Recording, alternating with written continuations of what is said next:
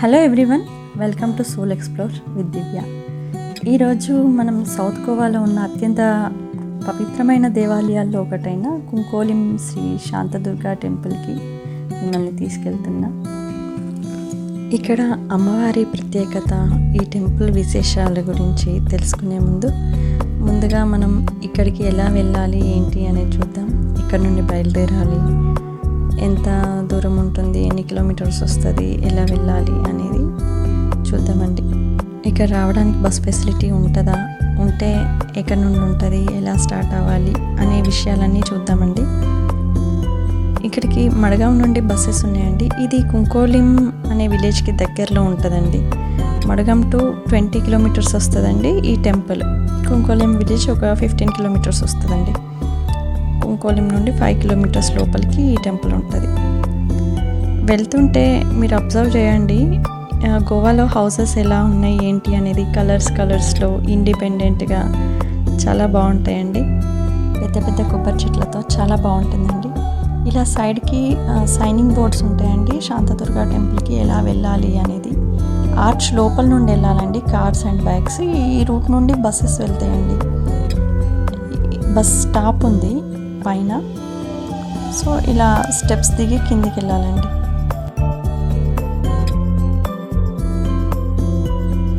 ఇలా కిందికి వెళ్ళగానే లెఫ్ట్ సైడ్లో టెంపుల్కి తీసుకెళ్ళడానికి కావాల్సిన పూలు, కొబ్బరికాయ అమ్ముతున్నారండి. ఇక్కడ శాంతదుర్గాదేవికి ఓడి బియ్యము, కొబ్బరికాయ, పువ్వులు, అరటి పండ్లు, ఊది బస్తీలు అన్నీ కలిపి ప్యాక్ చేసి ఇస్తారండి. అన్నీ కలిపి 150 తీసుకుంటున్నారు. సో ఇక్కడ ఉన్న షెడ్స్ అన్నీ అవే కొబ్బరికాయలు అమ్మే షాప్స్. సో ఇక్కడ నుండి కొంచెం ముందుకు నడిచి వెళ్ళగానే టెంపుల్ వస్తుందండి. పక్కన కొన్ని చిన్న చిన్న షాప్స్ కూడా ఉన్నామండి.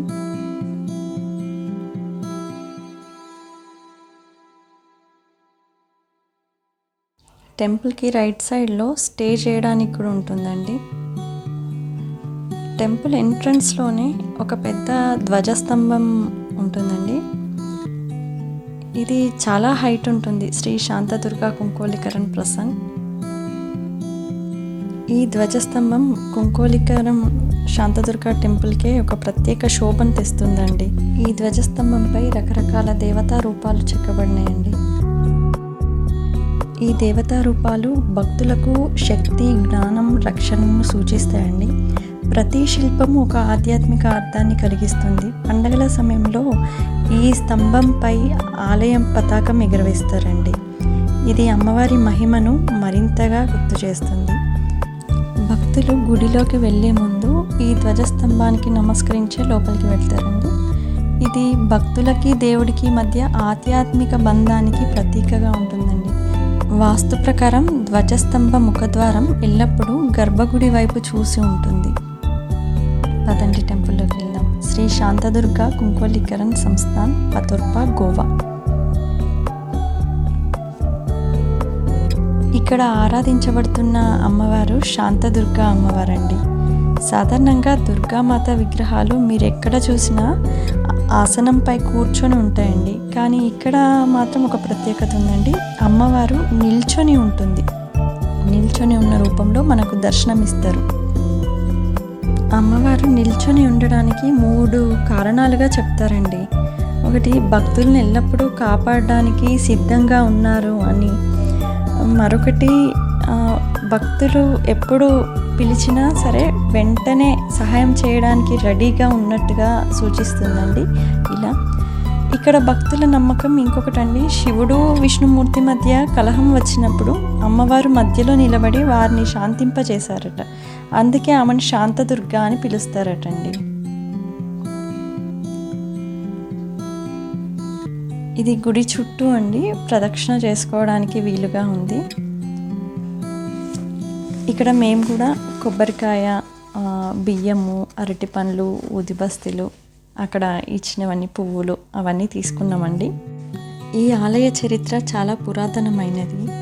శతాబ్దాల క్రితము గోవా దాడులు ఏర్కొన్నప్పుడు అనేక దేవతలను కొత్త ఆలయాల్లో ప్రతిష్ఠించారటండి. కుంకోలిం ప్రజలు తమ విశ్వాసాన్ని కాపాడుకుంటూ శాంతదుర్గ అమ్మవారిని ఇక్కడ ప్రతిష్ఠించారు. ఇక్కడ ప్రతిరోజు జరిగే పూజలతో పాటు జాతర, నవరాత్రి ఉత్సవాల సమయంలో ఈ ఆలయం భక్తులతో నిండిపోతుందండి. ఇక్కడికి ఎక్కడెక్కడి నుండో భక్తులు వచ్చి అమ్మవారిని దర్శించుకుంటారు. టెంపుల్ నుండి బయటకు రాగానే ఇంకొక గుడి ఉందండి, శ్రీ మహాదేవ్ ప్రసన్న అండి. శివలింగం ఉందండి లోపల, దర్శించుకుందాం రండి. ఇక్కడ శాంతదుర్గాదేవితో పాటు అనేక ఉపగుడులు కూడా ఉన్నవండి. కానీ చుట్టూ ఉన్న ఉపగుడులు అన్నింటిలో శివలింగాలు మాత్రమే ఉన్నవి. ఇక్కడ ప్రతిరోజు జరిగే పూజలతో పాటు జాతర, నవరాత్రి ఉత్సవాల సమయంలో ఈ ఆలయం భక్తులతో నిండిపోతుందండి. ఇక్కడికి ఎక్కడెక్కడి నుండో భక్తులు వచ్చి అమ్మవారిని దర్శించుకుంటారు. ఇక్కడి భక్తులు శాంతదుర్గ అమ్మవారిని కులదేవతగా భావించి తరతరాలుగా ఇక్కడ పూజలు కొనసాగిస్తున్నారండి. చూడండి, గుడి పైన చుట్టూ మొత్తం దేవతా రూపాలు చెక్కబడి ఉన్నవి. ఇక్కడ ఈ విగ్రహాల రూపంలో మనకు తెలియజేస్తున్న విషయం కాల సంహారం ఎలా జరిగింది అనేది ఇలా సూచించారండి. మన వాళ్ళు అనుకుంటారు గోవా అంటే ఓన్లీ బీచెస్, ఎంజాయ్మెంట్, తాగడం, తిరగడం ఇలానే అనుకుంటారండి. కానీ ఇక్కడ చాలా పెద్ద పెద్ద టెంపుల్స్, ఎంతో చరిత్ర ఉన్నటువంటి టెంపుల్స్ చాలా ఉన్నాయండి. ఈ ఆధ్యాత్మిక యాత్ర మీకు నచ్చితే తప్పకుండా సోల్ ఎక్స్ప్లోర్ యూట్యూబ్ ఛానల్ని లైక్, షేర్, సబ్స్క్రైబ్ చేసుకోండి. ఇక్కడ చిన్న చిన్న ఉపగుడులు చాలా ఉన్నాయి అని చెప్పాను కదండి, ఇవి అవే. అన్ని గుళ్ళల్లో శివలింగాలు మాత్రమే ఉన్నాయండి, కానీ నేమ్స్ డిఫరెంట్గా ఉన్నాయి. అవి కూడా చూసేయండి. ఈ వీడియోకి సంబంధించి మీకు ఏమైనా డౌట్స్ ఉన్నా నాకు కమెంట్ బాక్స్లో చెప్పండి, నేను క్లారిఫై చేస్తాను. ఇంకా ఈ వీడియో ఎలా అనిపించిందో కూడా కమెంట్ బాక్స్లో చెప్పండి. ఈ టెంపుల్ మీకు నచ్చిందా లేదా అనేది.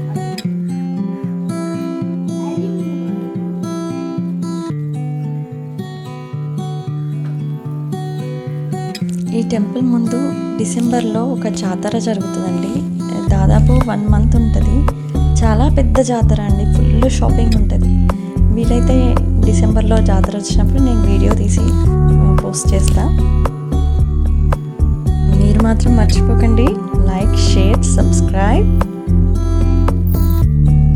ఇక్కడ ఉన్న గుడులు అన్నీ చూసేయండి. ఈ రోజుకి వీడియో ఇదేనండి.